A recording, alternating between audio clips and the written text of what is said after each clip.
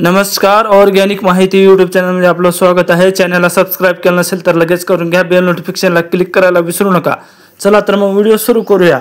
आजचा व्हिडिओ शेतकरी मित्रांसाठी अत्यंत महत्त्वाचा आहे, कारण रब्बी अनुदान जमा व्हायला सुरुवात झाली आहे। तुम्हाला जमा झाले आहे का? कमेंटमध्ये सांगा। तर माझ्या शेतकरी मित्रांसाठी अत्यंत महत्त्वाचा आजचा व्हिडिओ, कारण का तर ज्या शेतकऱ्यांना ही रक्कम जमा झाली आहे त्यांना अभिनंदन, पण ज्या शेतकऱ्यांना ही रक्कम जमा झाली नाही त्यांना काय करावे लागेल व ते त्यांच्या अकाउंटमध्ये किती दिवसाच्या नंतर येणार आहे अनुदान, याची संपूर्ण माहिती या व्हिडिओमध्ये घेण्याचा एक प्रयत्न करणार आहोत। सर्वात प्रथम आपल्याला ज्या शेतकऱ्यांना अनुदान जमा झालं नाही त्या शेतकऱ्यांनी एक काम, आपले 2-3 गोष्टी चेक करा। मी वारंवार सांगत आहे, तुमच्या 2-3 गोष्टी चेक करा, त्याच्यानंतरच तुमचा बँक अकाउंटमध्ये हे अनुदान येणार आहे। नंबर 1 ची गोष्ट म्हणजे आपल्या बँक अकाउंटला आधार सीडिंग ॲक्टिवेट पाहिजे। सर्वात प्रथम पहिली गोष्ट म्हणजेच की आपल्या खात्याला आपल्या आधारची सीडिंग, आधार लिंकिंग वेगळं आणि सीडिंग वेगळं। सीडिंग पाहिजे पण ते ॲक्टिवेट पाहिजे। तुम्ही याचं स्टेटस पाहून घ्या। नंबर 2 ला येते आपली फॉर्मर आयडी। आपली फॉर्मर आयडी अत्यंत महत्त्वाचा पॉईंट आहे। फॉर्मर आयडी ज्या शेतकऱ्यांनी काढली नाही त्याला 1 रुपया पण आला नसेल व येणार पण नाही, मी सांगतो तुम्हाला। आणि ज्या शेतकऱ्यांना फॉर्मर आयडी काढण्यात उशीर झाला आहे अशा शेतकऱ्यांचा फॉर्मर आयडी अप्रूव्हल झाला नाही, अशा शेतकऱ्यांचा फॉर्मर आयडी मंजूर झाला नाही, अशा शेतकऱ्यांना अनुदान जमा झालं नाही, त्यांना अनुदान जमा व्हायला विलंब होऊ शकतो। तुम्हाला कमीत कमी 1-2 आठवडे तरी लागतील किंवा 1 महिना तरी लागेल। नंबर 3 विषय ई-पीक पाहणीची नोंद आपल्या सातबारावर आहे का हे चेक करा एक वेळेस। एवढ्या 3 गोष्टी करून देखील जर आपलं अनुदान येत नसेल तर ज्या शेतकऱ्यांची फॉर्मर आयडी मंजूर नाही अशा शेतकऱ्यांना एक ई-केवायसी करायची आहे। ई-केवायसी केल्याशिवाय तुमचा रुपयाही पण तुमच्या बँक अकाउंटमध्ये जमा होणार नाही। तुम्हाला ते पोर्टल सध्या शेतकऱ्यांना ज्यांचे बँक अकाउंट क्लिअर आहेत, ज्यांची फॉर्मर आयडी अप्रूव्हल मंजूर झाली आहे अशा शेतकऱ्यांच्या बँक अकाउंटमध्ये 2 वेळेसचे अनुदान जमा झाले आहे। व ज्यांच्यामध्ये त्रुटी आहेत, ज्या शेतकऱ्यांच्या बँक अकाउंटमध्ये त्रुटी आहेत अशा शेतकऱ्यांना बाजूला ठेवण्यात आलं आहे। त्याची एक सर्व शेतकऱ्यांच्या बँक अकाउंटमध्ये रक्कम जमा झाल्याच्या नंतर त्या शेतकऱ्यांना ई-केवायसीचा ऑप्शन उपलब्ध करून देण्यात येणार आहे, अशी माहिती आपले मुख्यमंत्री देवेंद्र फडणवीस यांच्या माध्यमातून देण्यात आली आहे।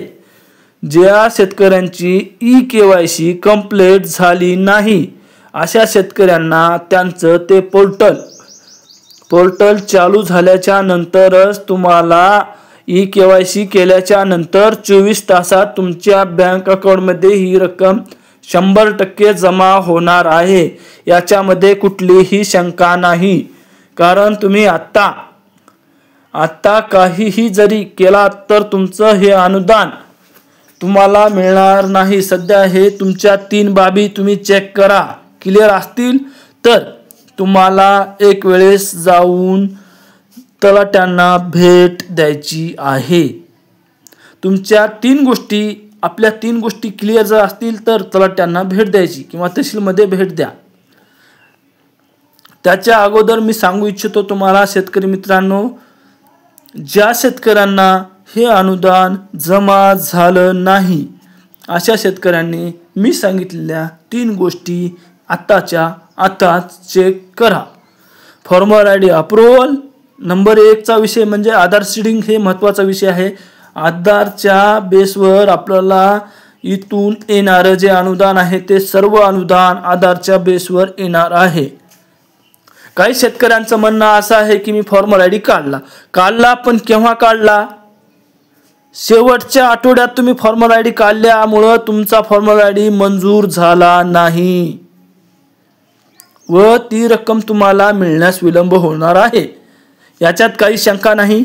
आणि आपल्या राज्याचे मुख्यमंत्री देवेंद्र फडणवीस यांच्या माध्यमातून सांगण्यात आलं आहे की जे 70% शेतकऱ्यांच्या बँक अकाउंटमध्ये ही रक्कम वर्ग करण्यात आली आहे। दोन्ही आठवड्याची दोन्ही इन्स्टॉलमेंट, रब्बी अतिवृष्टी अनुदान आणि रब्बीचं अनुदान ज्यांचे अकाउंट क्लिअर आहेत तशा 70% शेतकऱ्यांच्या बँक अकाउंटमध्ये ही रक्कम जमा करण्यात येणार आहे।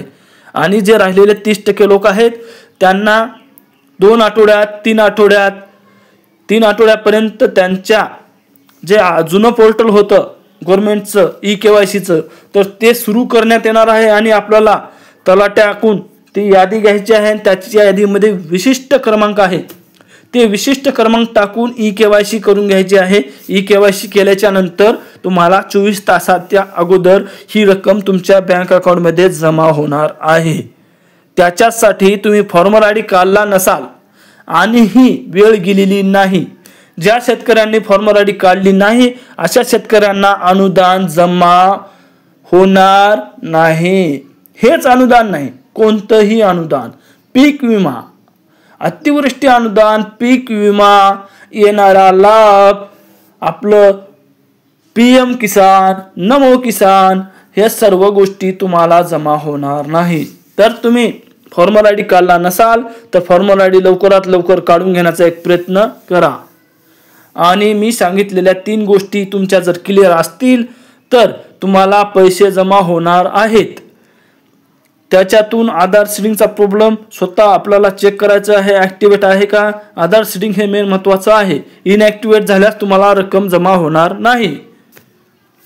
नंबर 2, फॉर्मर आयडीचं स्टेटस चेक करा, अप्रूव्हल असेल तर त्याची काहीही आपल्याला चिंता करायची गरज नाही, तुम्हाला ही रक्कम जमा होणार आहे। नंबर 3चा विषय म्हणजे की आपली ई-पीक पाहणी झाली आहे का, त्याची नोंद सातबाराला लागली आहे का, हे एक चेक करून घ्या। जरी तुम्हाला अनुदान जमा व्हायला विलंब होणार आहे, ज्या शेतकऱ्यांचे त्रुटीमध्ये आता सध्या फॉर्म आहेत त्या शेतकऱ्यांना स्वतंत्र त्यांची एक यादी बाजूला काढून त्यांना ई-KYCचं ऑप्शन देण्यात येणार आहे। त्यांना ई-KYC केल्याशिवाय अनुदान जमा होणार नाही, याची सर्व शेतकऱ्यांनी नोंद घ्या। तुम्ही तुमच्या हाताने फॉर्मर आयडी काढण्यासाठी विलंब केला आहे, त्याच्यामुळे तुम्हाला उशिरा अनुदान जमा होणार आहे, याची सर्व शेतकऱ्यांनी नोंद घ्या। जय हिंद, जय महाराष्ट्र। फॉर्मर आयडी 100% काढून घ्या।